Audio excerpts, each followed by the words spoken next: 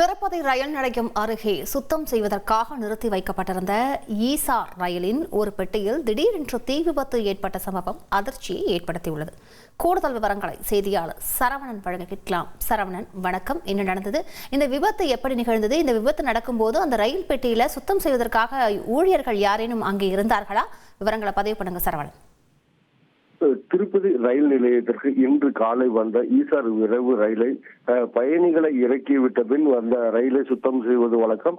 அவ்வழியாக அந்த ரயிலை எடுத்து சென்று அருகே உள்ள பகுதியில் சுத்தம் செய்து வந்தனர். அப்பொழுது ஒரு பெட்டியில் இருந்து திடீரென அந்த கடும் புகை வந்ததை பார்த்து கவனித்த ஊழியர்கள் உடனடியாக ரயில்வே அதிகாரிகளுக்கு தகவல் தெரிவித்தனர். சிறிது நேரத்திலே அந்த அதிகாரிகள் வருவதற்கு முன்பாகவே அந்த தீ பொறியானது பெரும் தீ விபத்தாக ஏற்பட்டது.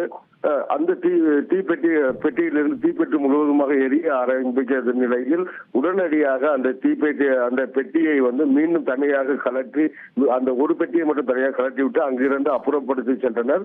அந்த அருகில் இருந்த ராயலசீமா எக்ஸ்பிரஸ் ரயிலின் பெட்டியானது அந்த ரயிலின் மீதும் அந்த தீயானது பரவியது. இதனைத் தொடர்ந்தும் அந்த பெட்டிகளையும் உடனடியாக மீட்கப்பட்டு. விவரங்களுக்கு நன்றி சரவணன். உங்கள் தந்திவன் தொலைக்காட்சியில் காவலன் வியாழந்தோறும் இரவு 8 மணிக்கு காணத் தவறாதீர்கள்.